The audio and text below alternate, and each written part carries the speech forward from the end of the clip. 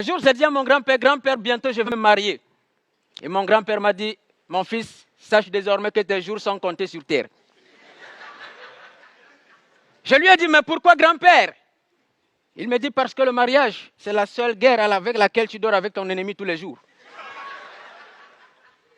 Mon grand-père m'a dit, fils, quand tu veux te marier, mieux vaut un bon célibat qu'un mauvais mariage.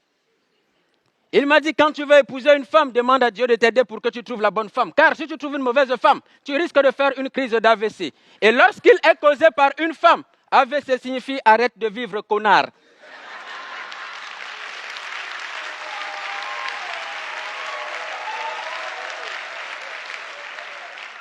Ça, c'était mon grand-père. Alors j'ai dit à mon grand-père, mais grand-père, comment fait-on pour trouver la femme de sa vie? Il m'a dit, il y a deux types de femmes. Les belles et les moins belles. Mais si tu veux la paix dans ton foyer, n'épouse jamais une belle femme. Car qui épouse une belle femme a les mêmes problèmes que celui qui cultive son champ de maïs au bord de la route.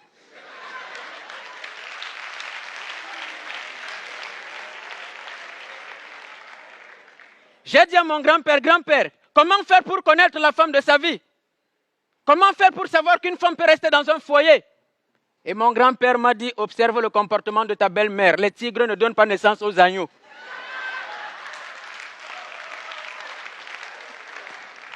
Mon grand-père, il m'a dit un jour, si ta femme, même en blaguant ou dans les problèmes, te dit, je vais te quitter, sache qu'elle t'a quitté depuis. Et si tu la vois simplement à côté de toi, sache qu'elle attend simplement que ton rival lui envoie les sous pour déménager. Je n'ai pas écouté les conseils de mon grand-père, je me suis marié. 2 mois après, ma femme m'a quitté. Elle a épousé un idiot qui venait de l'Europe, parce qu'il lui avait promis le paradis sur terre. Après avoir passé 2 semaines dans la maison de ce petit cancre, elle me rappelle au téléphone un matin, elle me dit, chérie, s'il te plaît, excuse-moi, je sais que j'ai merdé, redonne-moi ma chance, est-ce que je peux revenir vivre avec toi? Je me suis mise à rire. Elle me dit, chérie, tu ris alors que j'ai des problèmes? Je lui dis, non, je ris parce que tu viens de comprendre que le tourisme est différent de l'immigration. Reste là-bas.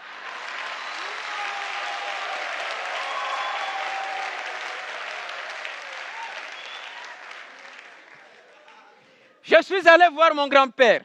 J'ai dit à mon grand-père, mais grand-père, j'ai de l'argent. Pourquoi ma femme m'a quitté? Il m'a dit, tu ne comprendras jamais pourquoi.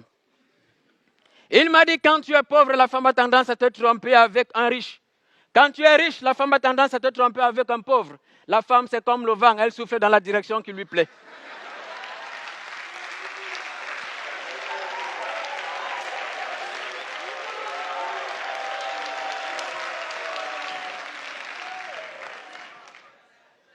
J'ai dit à mon grand-père, grand-père, j'aime mal. S'il te plaît, grand-père, permets-moi de comprendre la femme. Mon grand-père a ri. Je lui ai dit, ma femme m'a dit qu'elle me sera fidèle. Pourquoi elle m'a trompé? Mon grand-père m'a dit, la fidélité aujourd'hui, cher fils, à l'heure des nouvelles technologies, ne se déclare plus avec la bouche, mais c'est dans le téléphone. Je lui dis, pourquoi?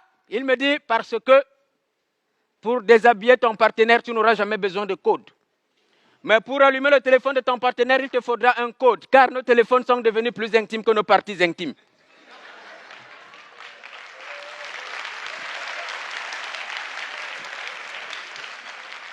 J'ai dit à mon grand-père, grand-père, maintenant dis-moi sérieusement, qu'est-ce qu'il faut pour comprendre la femme? Et mon grand-père m'a dit, mon fils, aucune science, aucune étude, aucune analyse médico-légale, aucune doctrine, aucune religion ne comprendra la femme. Car si Dieu avait voulu que l'homme comprenne la femme, il n'aurait jamais endormi Adam pendant qu'il criait Ève.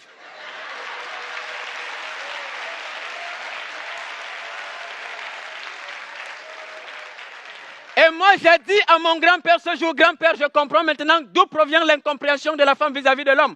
Pourquoi Dieu a fait cela? Pourquoi Dieu a-t-il endormi l'homme pendant qu'il créait la femme? Et mon grand-père m'a dit, c'était simplement pour que l'homme aime la femme sans se poser de questions. Bonsoir.